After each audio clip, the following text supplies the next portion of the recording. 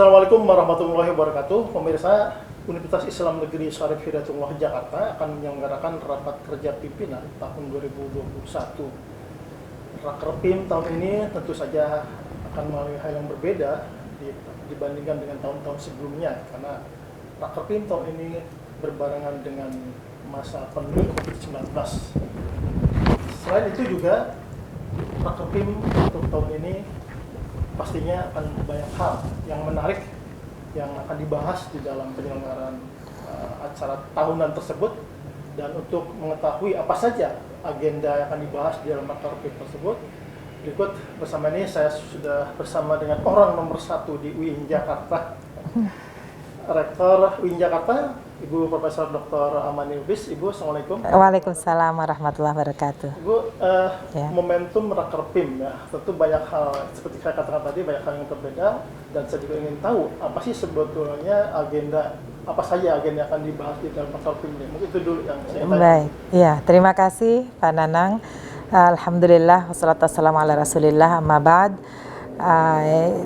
Kali ini tahun di 2021 ini Rakerpim UIN Syarif Hidayatullah Jakarta akan mengambil tema optimalisasi UIN Syarif Hidayatullah Jakarta menuju PTN Badan Hukum dan untuk meraih rekognisi nasional dan internasional yang lebih baik lagi ya. Ya, nah tema ini memang kita pilih dalam rangka kita sudah mengajukan proposal untuk PTN Badan Hukum yang sudah direvisi tentu ya dengan baik, dengan harapan secara internal di UIN Syarif Hidayatullah Jakarta kita lebih memahami aturan-aturan tentang PTN Badan Hukum, persyaratannya serta hal-hal yang diperlukan. Kemudian kita bahas dalam komisi-komisi hal-hal tertentu untuk kita jadikan program kerja di tahun 2021 ini. Berapa komisi udah? Komisi apa ya? Ya, 5 komisi. Ya, Komisi Internasionalisasi UIN Jakarta, Komisi Aset, kemudian Komisi pengembangan transformasi informasi, sistem informasi, kemudian ada Komisi Kemahasiswaan dan Alumni, Pemberdayaan Alumni dan Kemahasiswaan. Itu sangat penting karena UIN Jakarta juga selain pembenahan di dalam secara rutin ya di UIN Jakarta, tetapi juga kita mengikuti pemeringkatan yang ada di lembaga-lembaga di luar UIN Jakarta. Misalnya di Kominfo ada keterbukaan informasi publik, maka di situ kita harus melengkapi data dan dokumen yang diperlukan sehingga kita bisa mencapai penilaian yang lebih baik. Kemudian mengikuti UI Green Metric ya, itu tentu ya kampus hijau kita harus juga mulai melaksanakannya walaupun sekarang sudah ada, tetapi tentu untuk perbaikan ke depan harus dilaksanakan. Lalu ada pemeringkatan juga secara di Kementerian Agama untuk reformasi birokrasi zona integritas. Kemudian ada di sistem pengelolaan pemerintahan berbasis digital, itu ada tuh, insya Allah UIN Jakarta juga akan mengikutinya. Di samping itu juga ada untuk maturitas keterbukaan, maturitas keamanan informasi. Itu semua ternyata kampus kita sudah jadi kampus yang ternama, maka kementerian dan lembaga bersifat nasional mengundang kita untuk melakukan self assessment ya terhadap situasi yang ada di UIN Jakarta, tetapi menurut kriteria instrumen yang dilakukan. Nah, dalam hal ini tentu kita harus melakukan transformasi sistem informasi UIN Jakarta, harus melakukan pendataan, tracer study dan juga tracer alumni ya yang baik sistemnya. Kemudian pengembangan peningkatan karya ilmiah, haki, pengabdian masyarakat, ya itu harus betul-betul kita melakukan lompatan. Ini sebenarnya yang saya ingin tegaskan, Sivitas Akademika UIN Jakarta harus berpikiran lompatan, bukan jalan seperti biasa. Tidak stagnan ya. Iya, lompatan inilah yang kita akan beri semangatnya dalam Rapim kali ini, dan juga banyak hal seperti penguatan di bidang capacity building untuk pegawai. Itu juga saya ikuti, saya setujui yang mau ikut pelatihan ini itu untuk penguatan, apakah itu bidang keberbendaharaan, kearsipan, dan lainnya, pelatihan kehumasan, itu semuanya saya harap bisa meningkatkan capacity building bagi pegawai, dan juga bagi dosen tentu peluang-peluang penelitian dalam menuju PTN Badan Hukum. Maka UIN Jakarta harus merencanakan hal ini, terutama tadi dalam penelitian kita harus menambah. Jadi jangan hanya menerima apa yang ada dari pemerintah, dari Kementerian Agama melalui Litapdimas, bukan hanya itu. Dari pendanaan BLU pun kita harus menganggarkan. Tandanya kita siap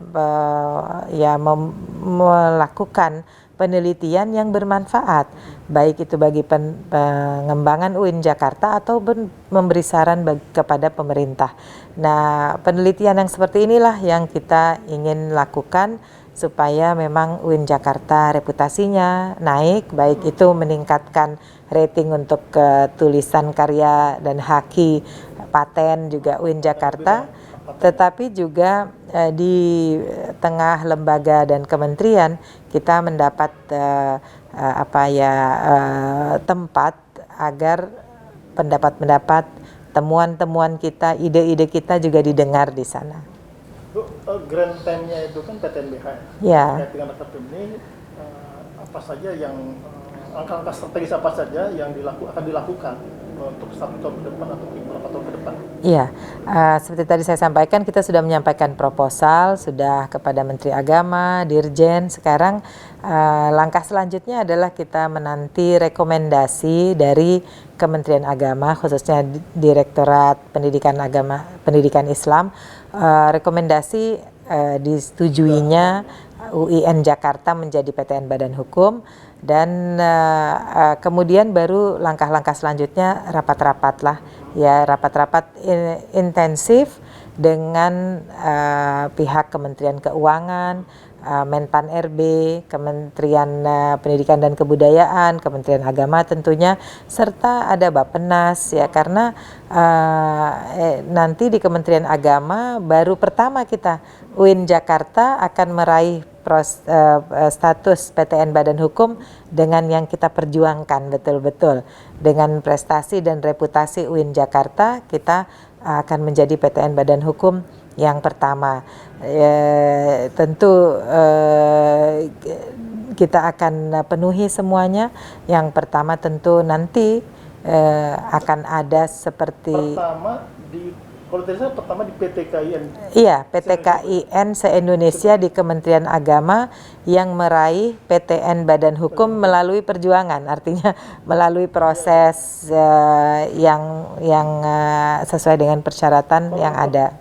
Legal formal akhir muaranya itu di mana? Di Kementerian Keuangan atau di Menpan RB, ya, yang akan sampai nanti ada status kita itu ditentukan bukan lagi dari keputusan Menteri Agama, tetapi peraturan pemerintah. Jadi maka ada koordinasi berbagai kementerian untuk kita mendapatkan statuta. Statuta kita bukan di Kementerian Agama, tetapi menjadi peraturan pemerintah. Karena kita menjadi lembaga pendidikan yang perguruan tinggi negeri otonom, ya, mempertanggungjawabkan keuangan dan juga kualitas dari pelaksanaan program akademik dan non-akademik secara akuntabel, transparan, dan juga profesional. Di situ kita mendapat status PTN Badan Hukum. Tetapi kita juga diminta janji, ya, melalui fakta integritas bahwa kita akan menaikkan semua rating ini. Rating karya ilmiah, haki, paten harus naik.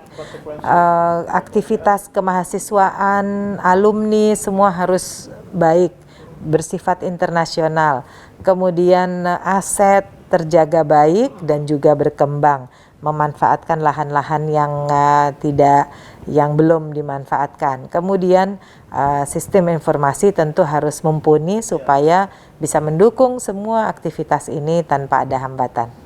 Apa namanya?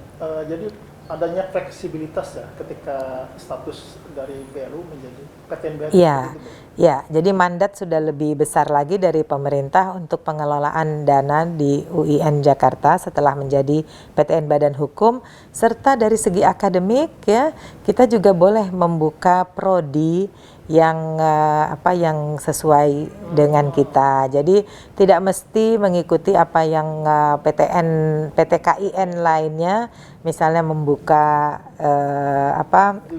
prodinya sesuai dengan peraturan dirjen yang ada di Kementerian Agama. Kalau kami misalnya berinovasi mau bikin prodi magister tertentu di UIN Jakarta, apakah itu magister yang belum ada, misalnya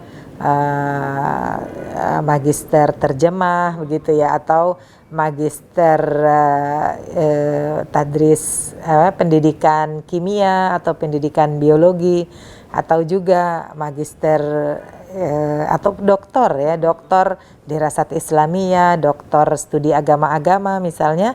Nah, kita yang bertanggung jawab, sehingga maka struktur UIN Jakarta struktur UIN Jakarta juga akan berubah, bukan seperti ini. Ada rektor beserta wakil rektor dan jajarannya, tetapi kita juga bertanggung jawab kepada majelis wali amanat. Itu lebih fleksibel, dari segi birokrasi lebih luas, lebih cepat atau gimana? Iya, lebih luasnya itu karena kita bertanggung jawab kepada internal majelis wali amanat itu dengan struktur yang ada di dalam statuta. Nanti itu rektor bertanggung jawab kepada mereka, dan apabila mau tentang anggaran juga harus persetujuan dari majelis wali amanat ini. Jadi semacam otoritisasi pengelolaan kelembagaan dan termasuk juga finansial dan sebagainya. Iya, lebih luas lagi, lebih leluasa. Tentu kita karena namanya perguruan tinggi negeri, kita tetap mendapat gaji sebagai pegawai negeri. Yang PNS tentu itu tetap dari negeri. Mungkin hanya untuk operasionalnya saja barangkali Bu ya. Iya, operasional, pengelolaan operasi. Oke, baik Ibu, terima kasih banyak atas penjelasannya. Sama-sama. Pemirsa, demikianlah tadi bincang-bincang saya dengan Ibu Rektor UIN Syarif Hidayatullah Jakarta, Ibu Profesor Rahman Lubis, terkait dengan penyelenggaraan RKPM, dan tentunya hal yang penting tadi adalah bagaimana UIN Jakarta akan menjadi perguruan tinggi negeri berbadan hukum. Semoga semuanya berjalan lancar Bu ya. Amin. Selamat. Ya. Terima kasih. Assalamualaikum warahmatullahi wabarakatuh. Sampai jumpa.